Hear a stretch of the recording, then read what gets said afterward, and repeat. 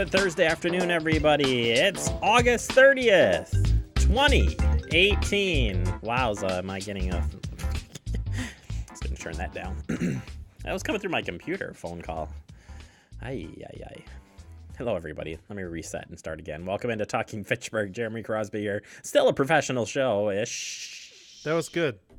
I'm like, wait, where's that coming from? I was doing the same thing because I have my cell phone with the clock on, and that was fine. And yeah, I don't know. You know, at some point, so we all use the same Apple account here. At some point, your phone, your work phone, is attached to it. So now I get calls through my computer when I'm up front. We need to fix that. Well, you should answer those calls for me. That would be good. I just I'm going to leave it alone. I'm not going to hit not now. I'm not going to hit anything. Yeah, so I have the ability to forward phone calls to my phone, to my cell phone, from my work phone. Yes. So not only do you have to listen to it ring at the office, right, you also have to listen to it through your computer and your other phones. Yeah. Appreciate it. Hey, you're all welcome. Thank you. I have a squeaky chair today, by the way. I can hear that. I'm going to have to fix that. Probably going to throw it here in the break, see if that helps. You're going to throw it? Mm-hmm. Yeah. Okay. Yeah. Good luck with that. I don't know. Just feels like it's too noisy. Yeah. And it's really nice outside. It is nice outside today. Today outside, like for a meeting this morning, it's just gorgeous. It is. Went to a shoot already this morning, and it was nice out. Yeah, you went to Rolling Pin. I know. Exclusive. I am on TV with Tanya. Don't you like that you found out this morning that you were doing that? And you know what we had to do? We did like the Hobbit effect. I stood like 2 feet behind her.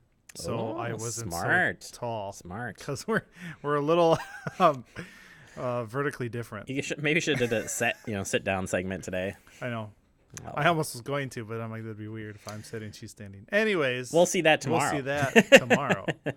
Ay. Good job. Can't wait to see it. It's a good treat. It's a good treat? It's the last summer treat. That's what we called it. Last summer treat. Last summer treat. All right. Before fall. Sounds good. Stupid chair. Just quit moving. It'll be fine. I can't. I move all the time. Let's tell you what's coming up on the show today. We got some headlines for you. I'll get you up to date, including again reminder about cleaning up after a flood, using some bleach and getting rid of that mold before it sets in. Then continuing on a theme with back to school, we're going to talk about getting your kids on that regular bedtime schedule. Yeah, Andrew, you started that, telling the kids, guess what? It's terrible. It's time. Yeah, you want? We're trying. Let me tell you this. Last night, Lily Pad. That's what.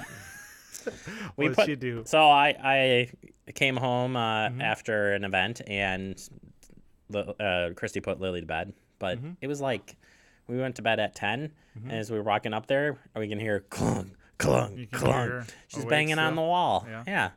So I put her, brought her in bed with see if she'd fall asleep, and then put her back in there. Boom, boom, boom. Yep.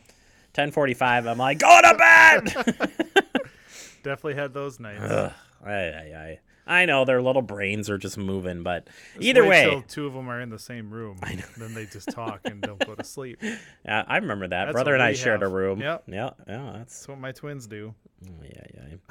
Anyways, all of that talk is because we're talking about setting some bedtime standards as you get ready for the back to school. Well, hopefully people are doing it because Tuesday, most people will go back to school. Yeah. Well, if you haven't, you could start tonight. Do it. So you're going to want to stay tuned for that. 6 p.m. Bed. Getting ready at 5 o'clock, but we haven't eaten dinner yet. I don't care. Should have thought of that when I was at work. Should have been hiding snacks in your bedroom. That's all I'm saying. There you go. Don't do that. We've got Fitchburg Historical Society. We're going on location today, going out to one of the farms and talking about memories. Talking memories. Love it. Yeah, you want to stay tuned for that. We'll have that here in just a little bit. First, let's get to some headlines, and we start with this. Stoner Prairie Elementary School, Stoner Prairie Picture Day helpers. They're looking for help from a couple of parents to assist with getting classes to the camera on Picture Day. Do you want to assist? Well, here's what you need to know. Please consider helping us either in the morning or the afternoon, Wednesday, September 12th on Picture Day, 7:45 a.m. to 1:30 p.m. all day long. If you have signed up, just check out the Facebook page of Stoner Prairie Elementary School Helpers. Help out. They need it. It's probably like herding cattle.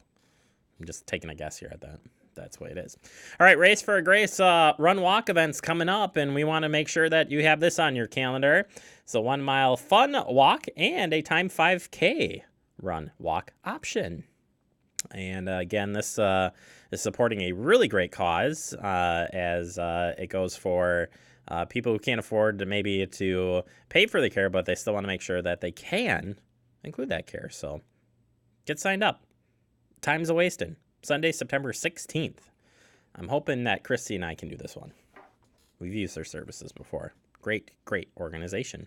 All right, the Black and Latino Youth Academy has been going on in Madison, and Fitchburg PD and Fire have been participating in this. We got some photos for you here from the Fitchburg Fire Department, going through all the motions here. Honored to be spending time, as it says here, with the Black and Latino Youth Academy at the Madison Police Department Training Center.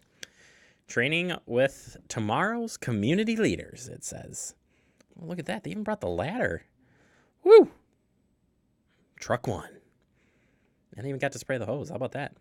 A little bit of everything. Yeah, a little CPR action there, too. I like it. Good skills. Very good skills. Good chance to get those youth leaders. Chance to try out the real thing, right? Fantastic. Police officers from Fitchburg as well have been participating in this, and they graduate on Friday. So good community organization piece, partnering up with public safety. It's a good thing. Farmers Market today. So that's right. Still happening 3 to 6 p.m. over at the Gore Pavilion, 5511 East Sherrill Parkway.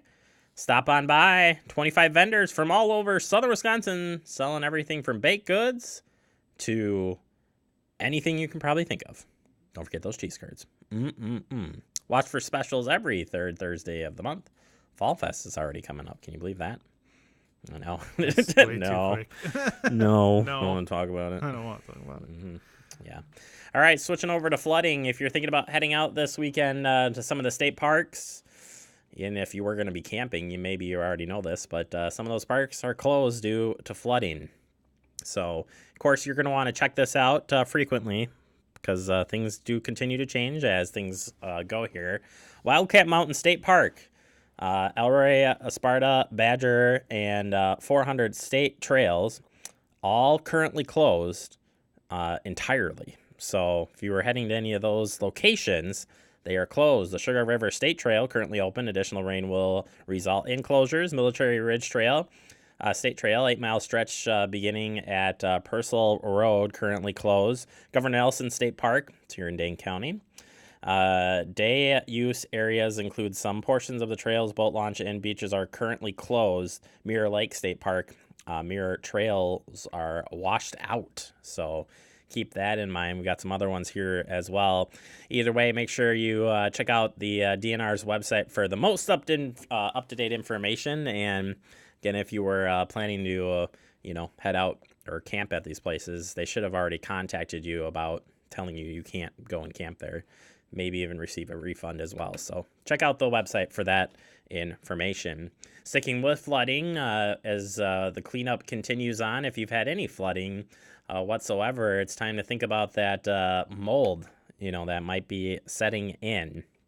And so residents are being reminded that, there's toolkits out there that you can kind of come up with and use here. So mold and moisture, household mold guidance for local health professionals. This toolkit is designed to assist local public health professionals as they respond to questions about mold. I like this. Cleaning and sanitizing with bleach after a flood. That's a must. To clean household surfaces with visible mold growth, you use 1 mixed cup of household bleach with 1 gallon of water. Simple. Wash surfaces with bleach mixture. Scrub rough surfaces with a stiff brush. Allow air to dry. Clean and sanitize household surfaces with visible mold growth. Clean the surfaces with a detergent / your EG. What's EG? That's the example. Warm, clean water. Either way, we'll post these up so you have those. Always be cautious when you're using bleach, by the way. Make sure you have personal protective gear, mask, goggles, and gloves. And make sure you open a window, because I've gotten just kind of sick from that. And when I smell bleach to this day, it still makes me, yeah. All right, we're going to take a quick break. Coming up next, we open up the Fitchburg Digest, and we're talking about getting those kiddos to bed with a bedtime routine. That's next right here on Talking Fitchburg.